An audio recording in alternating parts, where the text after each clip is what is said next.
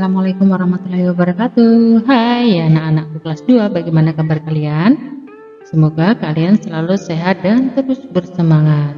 Pada pertemuan kali ini kita memasuki tema 4 subtema 2, yaitu hidup bersih dan sehat di sekolah di pembelajaran yang ketiga untuk kelas 2 sekolah dasar.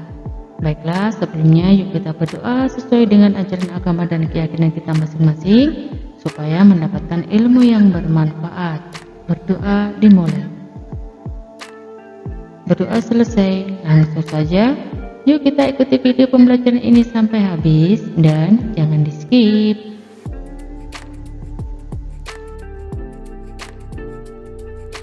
Tahukah anak-anak ibu bagaimana kelas yang tidak bersih?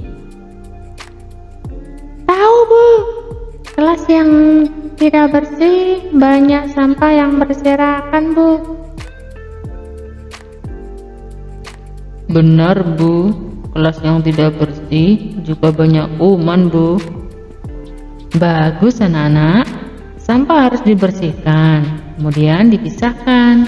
Ada sampah basah dan sampah kering. Kita harus selalu menjaga kebersihan ya nak. Jawablah pertanyaan berikut dari teks percakapan tadi ya.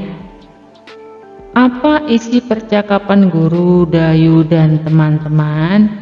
Nah, di situ isinya tentang bagaimana kelas yang bersih.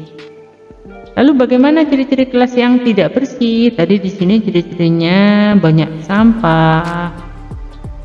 Nah, juga menimbulkan bau ya, banyak sampah menimbulkan bau. Bagaimana pendapatmu tentang isi percakapan guru, Dayu, dan teman-teman? Ya, setuju ya, karena sampah itu harus dibersihkan dan dipisahkan. Apa yang harus kamu lakukan jika melihat kelas yang kotor? Diapakan anak-anak? Ya tentunya dibersihkan ya. Bagaimana sikapmu jika melihat teman membuang sampah di ruang kelas? Sebaiknya diingatkan ya supaya tidak membuang sampah di ruang kelas, karena nanti menimbulkan suasana yang kotor, tidak nyaman untuk belajar. Nah, sebaiknya sampah dibuang di tempat sampah. Isilah teka-teki silang berikut ini dengan benar.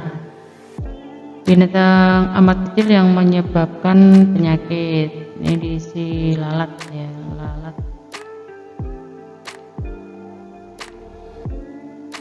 Lalat.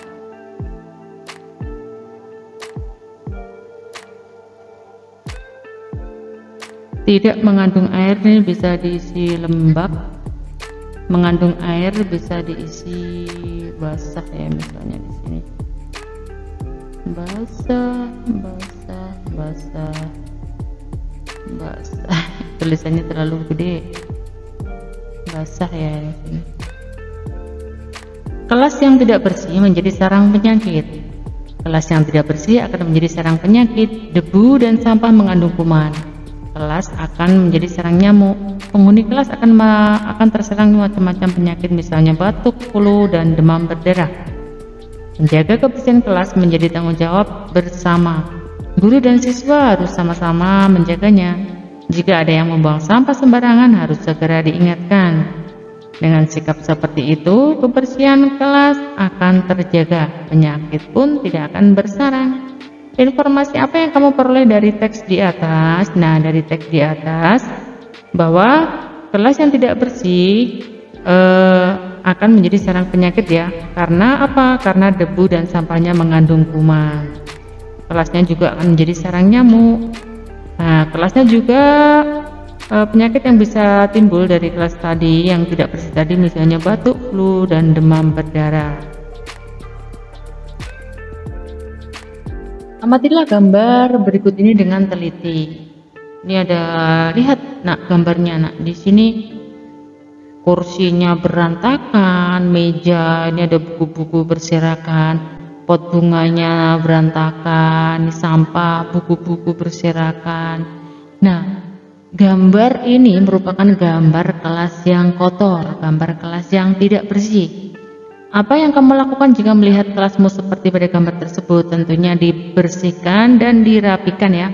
ditata kembali supaya menjadi kelas yang rapi, dibersihkan supaya menjadi kelas yang bersih dan bebas dari penyakit. Dari gambar tadi, tulislah tentang kelas yang tidak bersih berdasarkan pengamatan tadi ya. Silahkan dituliskan pada buku tulis kalian. Gerakan menyapu dapat membentuk gerakan tari. Masih ingatkah kamu gerakan menyapu lantai dalam bentuk tari? Kalian bisa mengulanginya ya, gerakan tersebut. Sekarang lakukan gerakan menyapu lantai dalam bentuk tarian dengan iringan, misalnya 2 kali 8 selang-seling dengan arah yang berbeda. Jika sudah bisa, iringan kembali dengan alat musik, misalnya bisa gendang, rebana, tamborin, tipa, ataupun menggunakan alat musik sederhana ya. Kalau tidak ada, bisa menggunakan botol plastik bekas. Nah, seperti ini kalian bisa melakukan bersama teman kalian dalam kelompok. Coba amati kembali gambar alat musik tifa. Permukaan dinding tifa membentuk pola datar nih, berbentuk segitiga. Nah, yang di sini berbentuk segi empat. Ini kalau dipisah gambarnya tadi yang ini ya, berbentuk segitiga seperti ini.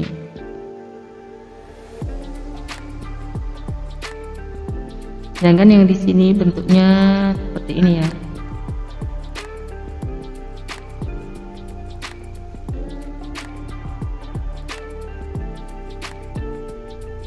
Nah, disebut segitiga karena sisinya sebanyak 3, sudutnya sebanyak 3, dan titik sudutnya sebanyak 3. Berbentuk segi empat disebut segi empat karena sisinya ada 4, sudutnya ada 4, titik sudutnya juga ada 4. Segitiga dan segi empat merupakan contoh bangun datar ya anak-anak. Tahukah kamu contoh bangun datar yang lain? Nah, di sini silakan diamati gambarnya. Di sini ada selain segitiga dan segi empat, ada segi 5. Kita hitung ya. 1, 2, 3, 4, 5. Nah, di sini sisinya ada 5. Maka dinamakan segi 5. Sedangkan di sini gambarnya segi 6. Kita hitung ya. 1, 2, 3, 4, 5, 6. Jadi segi 6. Berapa banyak sisi, sudut, dan titik sudut pada bangun datar di atas? Kalau segi 5, sisinya ada 5, sudutnya juga ada 5, sedangkan titik sudutnya juga ada 5. Sedangkan untuk bangun datar segi 6, sisinya ada 6, sudutnya ada 6, titik sudutnya juga ada 6. Tentukan bangun datar yang sesuai dengan banyak sisi, sudut, dan titik sudut berikut ini. Di sini banyak sisinya 5, banyak sudutnya 5, banyak titik sudutnya 5. Sedangkan yang di sebelah sini banyak sisinya 6, banyak sudutnya 6, banyak titik sudutnya 6. Silakan dicari, dihitung. Ini 6 masuk sini, 1, 2, 3, 4, 5. Ini 5 masuk sini, 1, 2, 3, 4, 5. Ini 5 juga masuk sini, ini 6-nya masuk sini. Untuk meningkatkan pemahamanmu, coba kelompokkan bangun datar berikut ini sesuai dengan banyak sisi, sudut, dan titik sudutnya sama ya. Ini yang segi 6, sini segi 5.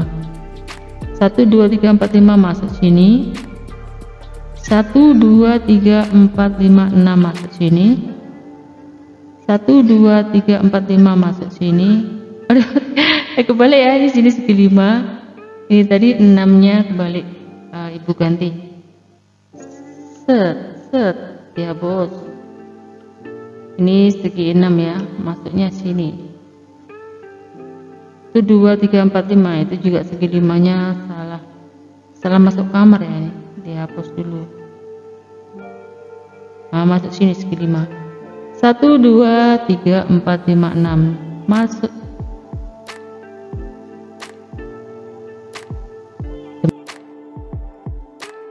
Tadi anak-anak, pembahasan materi yang bisa ibu sampaikan, mohon maaf ya atas segala kesalahan dan kekurangan. Sampai jumpa pada video pembelajaran berikutnya. Ibu akhiri, wassalamualaikum warahmatullahi wabarakatuh.